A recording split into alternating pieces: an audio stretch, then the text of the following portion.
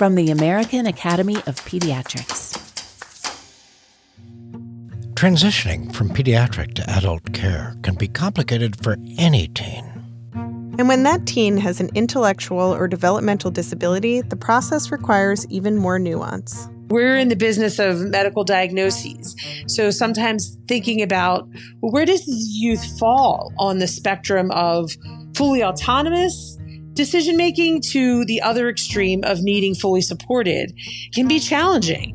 Plus, new research on electronic nicotine delivery systems points to an emerging public health risk.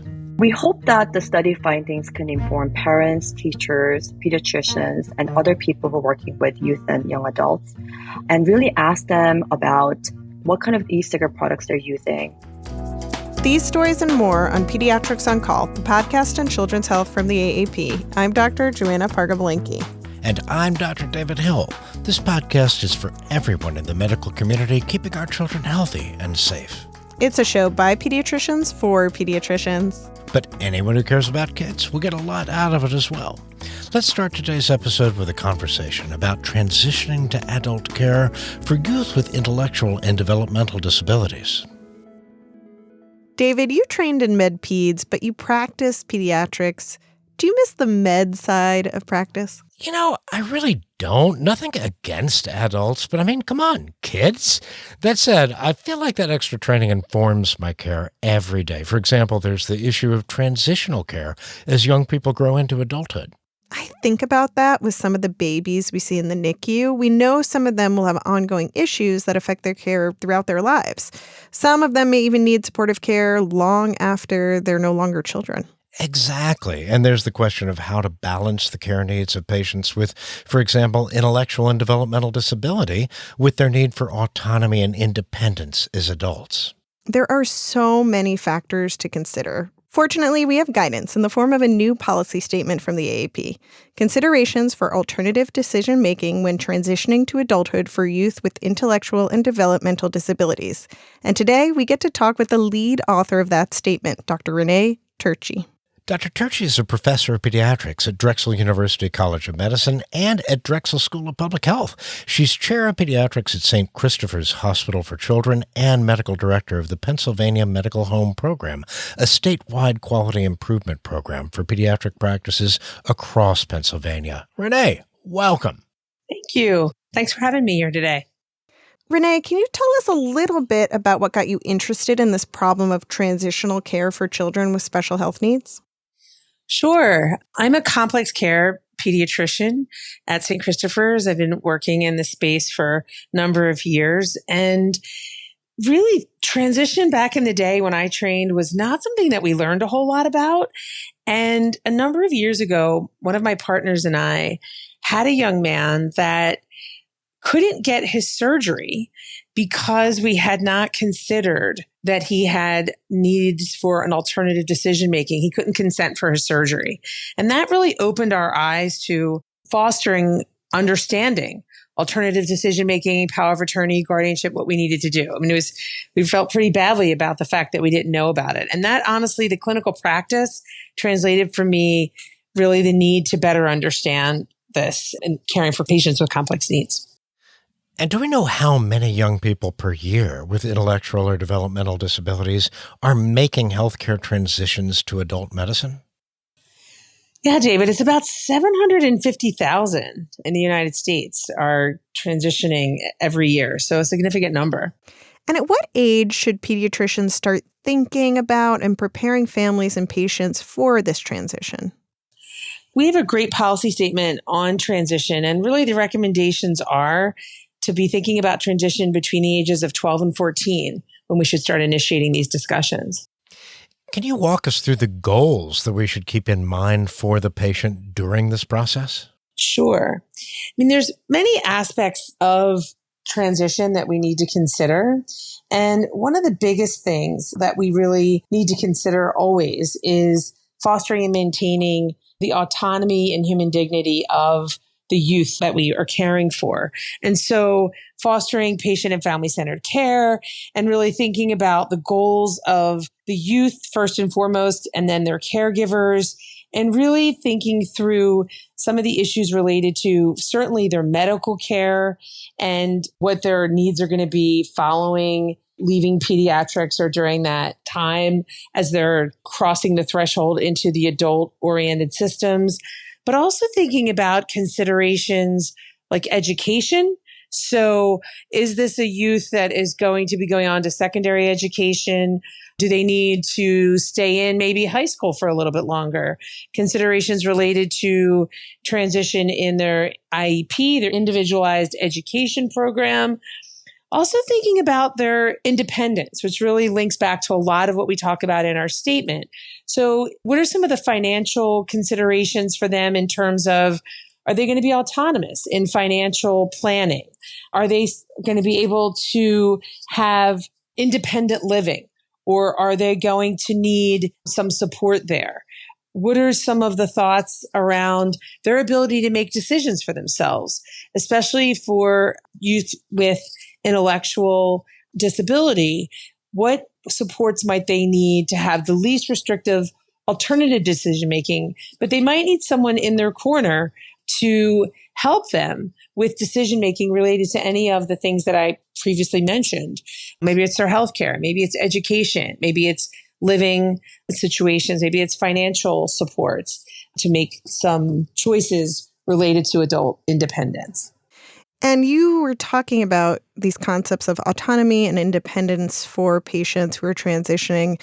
Is there an approach that offers the most of both for children who are going into adult care? So in our policy statement, we have really nicely outlined the 7 steps for support for decision making. There's a nice framework that really incorporates the continuum that we need to think about for assessing the needs and capacity for our youth, and thinking about holding dear and near the idea of core autonomy, respect for dignity, thinking about being reflective, thinking about the organizational approach, and walking through those 7 steps include things from starting with knowing the person, identifying and describing the decisions that might be needed, and really thinking and then walking through the various levels of, the preferences for the decisions. So working with that youth and ascertaining, where are they on the spectrum of needs and capacity for their supported decision, and then refining those decisions, taking into account the needs of that youth as well as their preferences, and really continuing to work with that youth and caregivers if appropriate, and reaching a decision on where they fall on that continuum and going from there and respecting their preferences and also what is possible given their intellectual disability.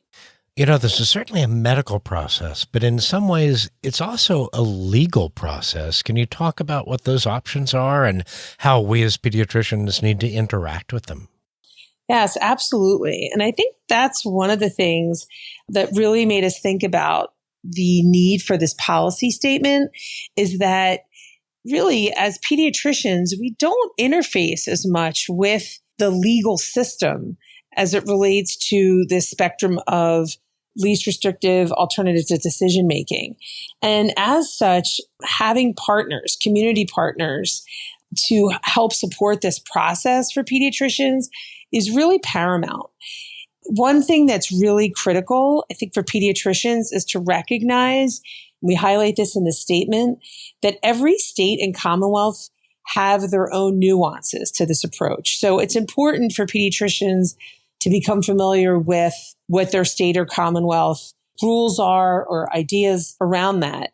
But another thing that I have found really key in my own personal practice is partnering with legal partners. So for example, there's something called medical legal partnerships. And in the policy statement, we have resources at the end. So if a pediatrician is not familiar, if there is a medical legal partnership in their area or how to establish one if they're interested, they can connect with that link that's in the policy statement. In some cases, maybe in larger children's hospitals, for example, where maybe there are large complex care practices, such as the one that I'm in, you might have the need, if you're addressing these issues many times, you might partner with a legal clinic that can help support this process and help you with your youth. In other cases, maybe a pediatrician doesn't encounter this very frequently, but still has the need. Regardless, there still are many community partners that can help pediatricians with this process. And there's lots of terms and concepts that I think are very important as we walk through this. Things like understanding of youth capacity, understanding what their competency is, understanding what does autonomy mean in the eyes of the court, and really understanding the definitions around supportive decision-making, or in the case of guardianship, which is the far extreme, what does it mean to have guardianship and substituted decision-making, and when is that appropriate? So certainly it sounds like these legal issues could be a barrier to helping these children get into adult care. Are there other barriers you see pediatricians facing when they're trying to address this transition? Yeah, I think that sometimes for pediatricians, one of the things for many of us that are caring for really complex youth, sometimes connecting with adult primary care providers that are available or willing to take some of the youth with special healthcare needs or complex care can be a barrier. Also, as I mentioned, there are lots of partnerships out there, but having access to the resources or knowledge of the resources can be a barrier for pediatricians. And also thinking about how to evaluate the potential for the independent decision making. We're in the business of medical diagnoses. So sometimes thinking about, well, where does this youth fall on the spectrum of fully autonomous decision making to the other extreme of needing fully supported can be challenging. And also, I would say time and payment. So thinking about a visit with a youth that might have complex needs where you're addressing so many medical issues. This can seem sometimes as something that warrants extra time that a pediatrician might need to have built into their visit. And also right now, we're really not set up to have additional payment for addressing these issues in practice. So that kind of links to time. So, Dr. Turchi, do you have an example from your own experience of how this has worked successfully for a patient? Yes, I do. And I can share that. So I had a patient where we started talking about transition early, which was key because it prepared her mom, her caregiver, her primary caregiver, and her for knowing this was going to happen.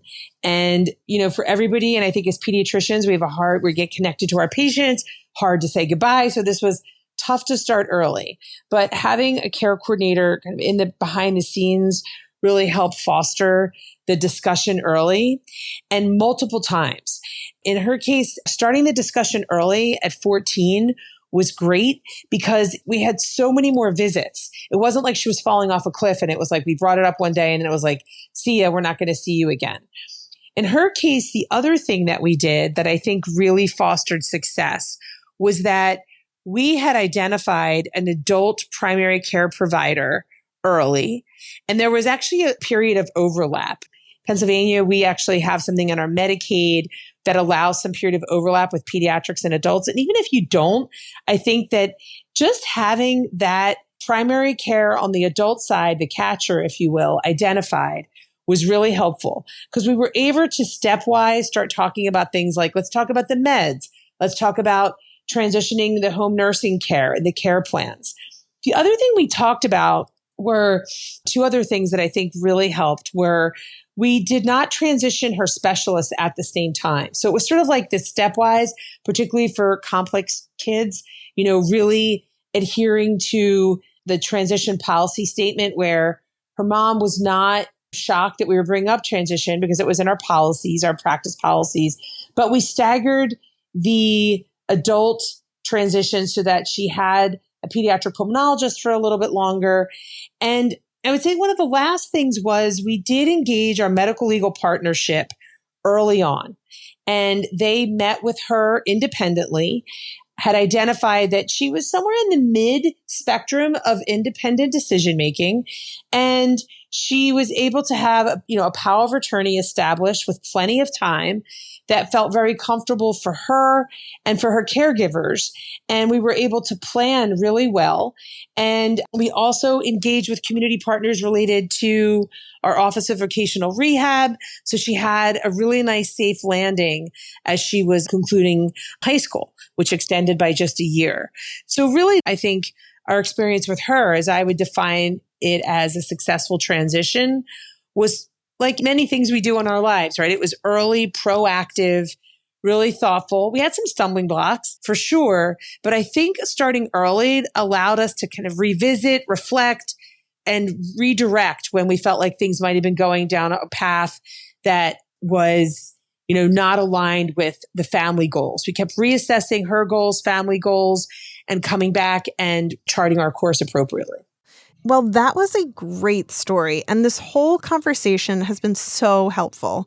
Do you have any last takeaways you'd like to leave our listeners with before they go read this policy statement? Sure. Thank you so much, and thanks for having me here today. I would say some key take-home messages would be start this process early. Really begin to think about ages 12 to 14, begin the transition process so that, and this is part of your policy. I think secondly, holding close and true the preservation of health and human rights and dignity, and honoring and keeping and holding true equity across all systems, so that honoring family goals, youth goals, consideration of health literacy, language preference, recognizing that this can be a very scary and intimidating time for both youth, family, and clinicians, that, we revisit and reflect, think about the 7 steps to the supportive decision making, and also thinking about the fact that as pediatricians, this is an ongoing process. So as we are thinking about the supports that are needed, that while every state and territory, commonwealth is different, become familiar with the resources in your area and think about integrated care coordination throughout this process, because it can be reevaluated as needed to meet the needs of the youth and their family. Dr. Renee Turchi, thank you so much for talking with us today. Thank you so much for having me here today. To read the policy statement, considerations for alternative decision-making when transitioning to adulthood for youth with intellectual and developmental disabilities, go to aap.org/podcast.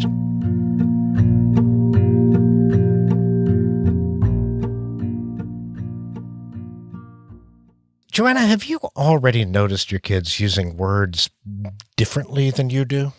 My son Simon, who's 4, thinks that the word boring means bad. And he got the idea when we were on a walk with him that he didn't want to do. And it's kind of a complicated story involving the mind of a preschool kid. But now when he doesn't like something, he just says, boring. But he doesn't really mean it that way. Do you have a specific word in mind? I was thinking of linguistic evolution, like the word mod, for example. In the 1960s, there was the Mod Squad, a show about young hipsters who are, modern. And then I'm a bit of a gearhead, so when I hear mod, I think about headers and coilovers and a less restrictive muffler, but now I drive an electric vehicle, so none of that matters. But for my kids and patients, a mod is another name for a vape device, or what we pediatricians would call an ENDS, or electronic nicotine delivery system. Apparently, they can be, modified. That's a word my kids definitely don't know, but you've piqued my curiosity. Perhaps we should talk to someone who's heard this term, someone like Grace Kong. Grace Kong has a PhD in clinical psychology with a specialization in child and adolescent psychology and is an associate professor in the Department of Psychiatry at the Yale School of Medicine. She's also the first author of a new paper in pediatrics, Modification of Electronic Nicotine Delivery Systems Among Adolescents and Young Adults. Grace, welcome. Hello. Hi, it's so nice to have you on. And Grace, it's pretty clear we need to start with a vocabulary lesson.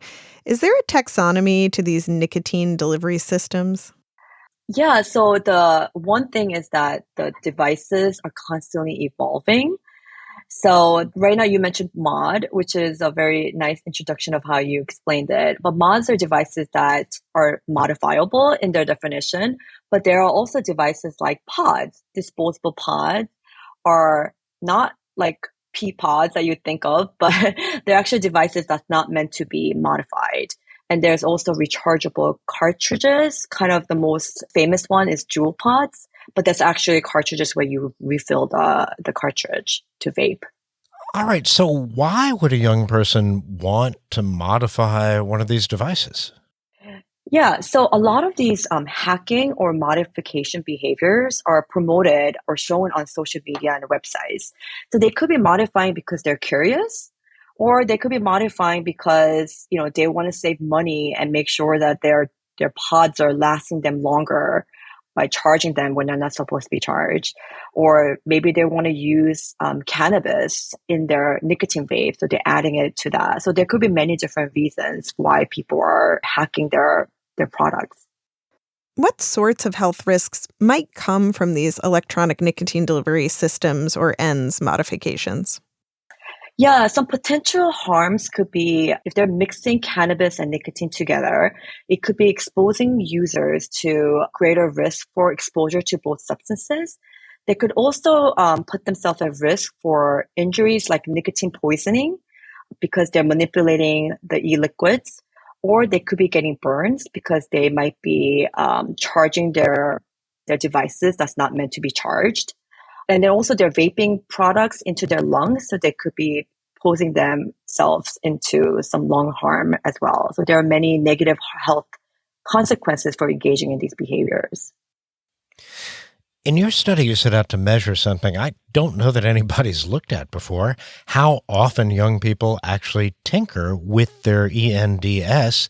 How did you go about getting that information? Yeah, so we first found out about this information from social media, right? We're finding that social media was really portraying or showing people how to modify these behaviors. But what we did not know was, are real youth and young adults actually engaging in them? So we asked about these behaviors using online anonymous survey, and we found that quite a bit of e-cigarette users or were aware of these behaviors, and high number were also engaging in these behaviors. So it seems like you've uncovered a real potential public health risk. I mean, exactly how many were engaging in these behaviors, and what can pediatricians potentially do about it?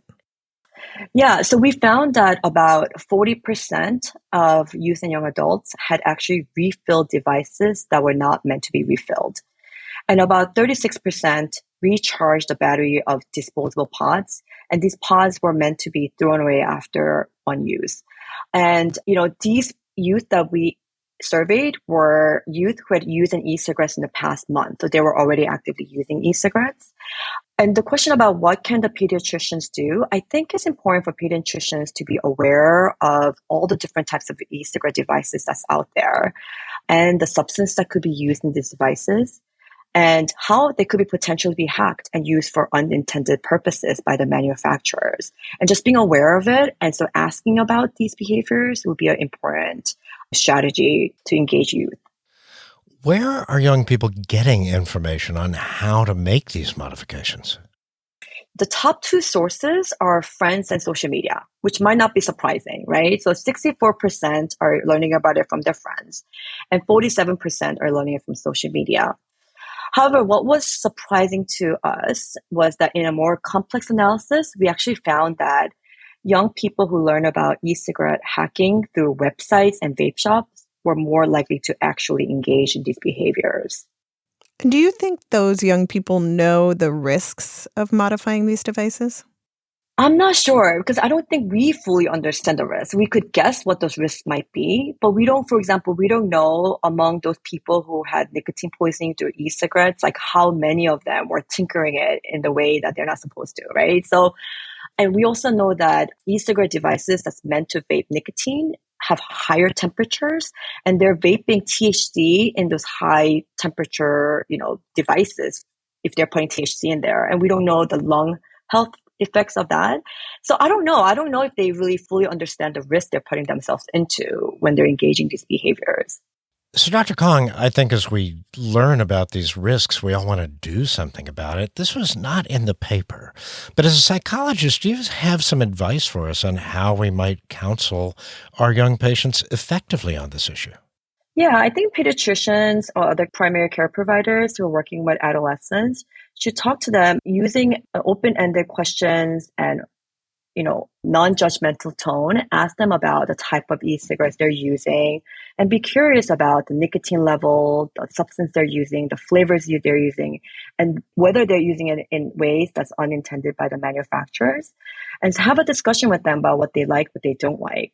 And then ask them whether they know about potential health risks to hear from them what they know, right? And ask them if they want advice on potential health harm that could happen as a result of engaging these behaviors. I think using these motivational sort of interviewing skills could be really used to engage them rather than have them shut down. Well, I find this paper both fascinating and concerning. Do you have any takeaways for our listeners before they go read it for themselves? Yeah, we hope that the study findings can inform parents, teachers, pediatricians, and other people who are working with youth and young adults, and really ask them about what kind of e-cigarette products they're using, talk to them about the dangers of using these products, and also asking them about hacking e-cigarettes. People typically don't question how products are being used, right? They just assume that products are being used for the way they're intended to. But in reality, a lot of these products could be used in ways that's unintended, and people could be modifying these behaviors for many reasons to bypass policies. Like for example, if there's a flavor ban to ban certain flavors to kind of go around those flavors, people could be adding different flavors, right? So I think just questioning how people might be using devices or products in ways unintended by the manufacturers. And just a quick follow-up to that. We didn't really talk about flavors. Is adding flavors a main motivator for kids and teens who modify these ENDS? So flavors plays an extreme important role in the appeal of e-cigarette among youth and young adults. So there's many different flavors that come in e-liquids and e-cigarettes that range from candy, sweet, fruit, and so on. So to really limit the appeal of e-cigarettes to young people, limiting these appealing flavors is an important goal. FDA actually limited or enforced policies to restrict these flavors in certain e-cigarettes, like Juul pods, for example, that's rechargeable cartridges. But they left certain flavors like mint, menthol, and tobacco flavors. What happened was kids were just using more mint. So a lot of these flavors are very appealing to youth. And the other gap is that other e-cigarettes that's popular among youth, like disposable pods, are still available in all different sorts of flavors. So reducing appealing flavor is an important goal to reducing overall appeal of the products. Well, I think this is going to make pediatricians really question their patients on how they're using these nicotine delivery systems. And Dr. Grace Kong, thank you so much for bringing this to our attention and for talking with us today. Thank you so much for having me. To read the paper, Modification of Electronic Nicotine Delivery Systems Among Adolescents and Young Adults, go to aap.org/podcast.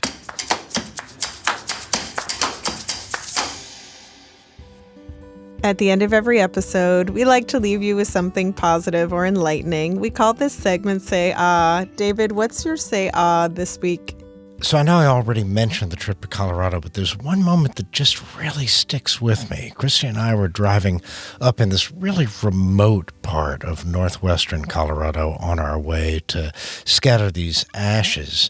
And we stopped in this little country store that was full of antique clothing for some reason. And then the man who was running the store started playing guitar. And it was so good that I thought he was streaming like some Spotify or something, but it was him. And then when we went to buy our bottled water, he invited us to sing Can't Take My Eyes Off of You with him, that song from, I think, 1968. And so I harmonized with him, and we both sort of sang to Christy. And it was one of those moments that you kind of wish you could get a video of, but then you just shouldn't. So how about you? Wow, I can hear the music in my head now, David. And my Say Ah is also a vacation Say Ah. Every year we go to Connecticut to a lake house for the 4th of July. And so we made it up here. And what's really cool is that Mira tried to get up on some water skis. Oh, Mira! And she didn't quite do it. But I'm really proud of her for engaging in the attempt. Well, one day maybe she could teach me to water ski, because I never have. I mean, yeah, there was the promise of a toy, but she did it. So I'm really proud of her. That's it for today's episode. If you like Pediatrics on Call, please subscribe on your favorite podcast app and help us spread the word. Follow us on Facebook and Instagram at Pediatrics on Call. Pediatrics on Call is a production of the American Academy of Pediatrics. Our producer and editor is Ann Johnstos. Our audio engineer is Doug Nagel. Joe Puskars is our associate producer, and Susan Martin is our executive producer. Our theme music was composed by Matthew Simonson. We're taking a little summer break, but we'll be back at the end of the month with the start of Season 5. We'll talk to Dr. Jenny Thomas about ankylosing or tongue tie. I'm Dr. David Hill. And I'm Dr. Joanna Parga-Belinkie. Thanks for listening.